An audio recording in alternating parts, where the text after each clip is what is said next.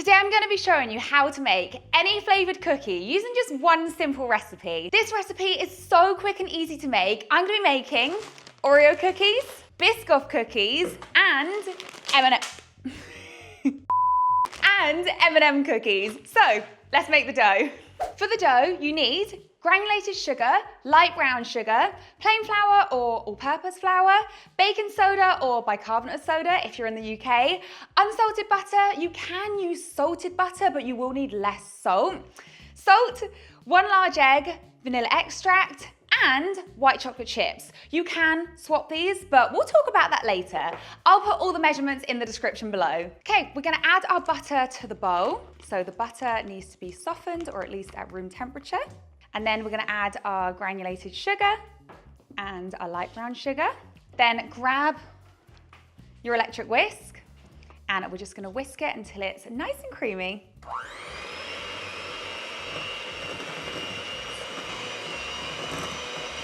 Okay, perfect. So that's fully creamed together now. If you didn't have an electric mixer and you just wanted to use a paddle, that will work totally fine as well. Next, we're gonna add our egg. It's best if the egg is at room temperature, as that's gonna help it mix more easily.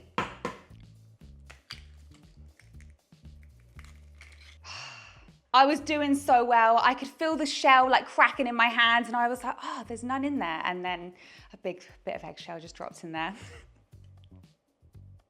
There we go. And we're also gonna add our vanilla extract. Perfect. And then grab your electric mixer again. And we're just gonna whisk until fully combined.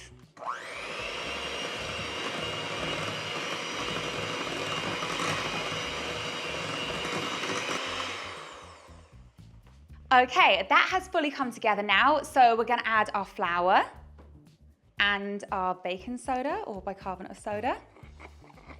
So half a teaspoon of this, that is way too much. There we go. And our salt if you're not using salted butter. And then grab your paddle or wooden spoon or whatever you want to use and we're just going to fold this in.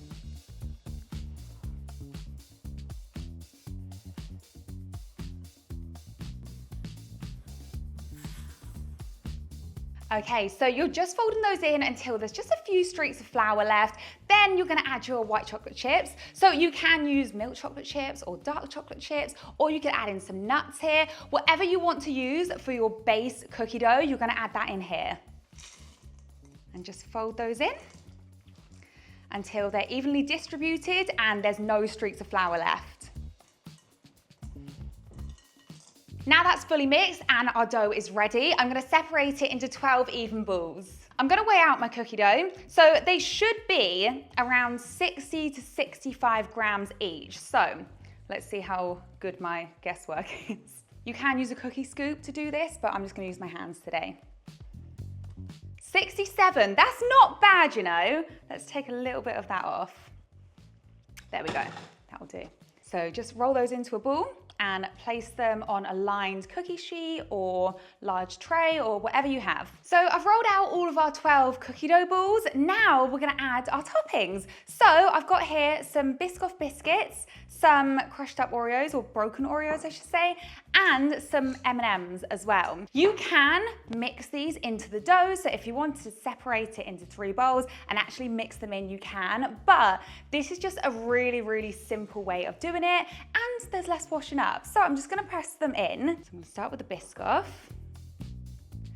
and you're literally just gonna press them into the top. And you want to put them nice and close together because obviously when they bake, they're gonna spread and they're gonna be further apart. So I like to put in as much as I physically can until they start falling off. There we go. These ones look like cute little hedgehogs. Now I'm gonna do the same with the Oreos.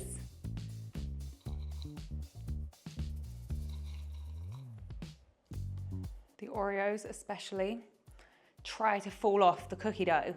So you have to be a little bit gentle with them and then you can always squeeze the ball of cookie dough so they stick a little bit better. You didn't need that one. Okay, and now moving on to the M&Ms. Put these ones in with the what would you call this, vertically. Rather than press them on like that, press them in like that, because it will help them stay in better. Great, so I'm actually gonna leave these 3 on the edge plain, so they can just be white chocolate chips. White chocolate chips? White chocolate cookies. So we're gonna put these in the fridge now, refrigerate them for at least 30 minutes. You can do them overnight. You could even freeze them if you wanted to. Just make sure if you're gonna freeze them, wrap them up really tightly so no moisture can get in. I will be back. 2 hours later.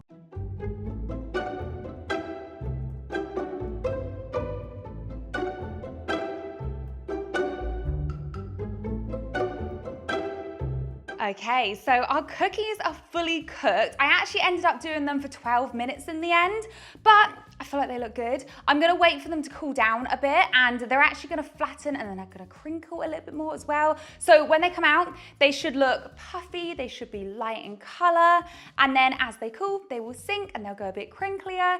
If you overcook them, they will be solid rocks. So don't do that unless you want some really crunchy cookies. Okay, I'm gonna go chill out for 10 minutes and I'll be back. I've removed our cookies from the tray to allow them to cool. I don't actually have a cooling rack at this apartment, so I've just put them on a piece of parchment paper on the table. For the Biscoff cookie, I'm actually gonna drizzle it with some melted Biscoff spread. So I have my spread here. Let's do this bit first. And I'm gonna pop it in a piping bag. I'm gonna scoop a little bit of that in.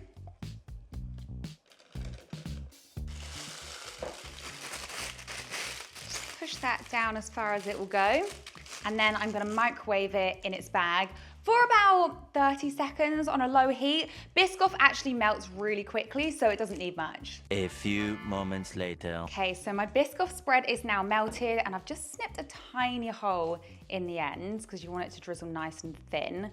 Give it a little test. There you go. That looks good. And now I'm just gonna drizzle it over our cookie. Perfect.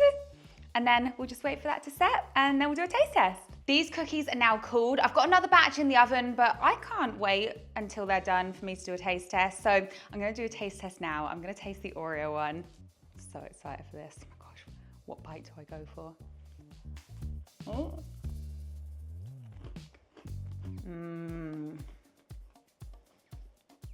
That was so good.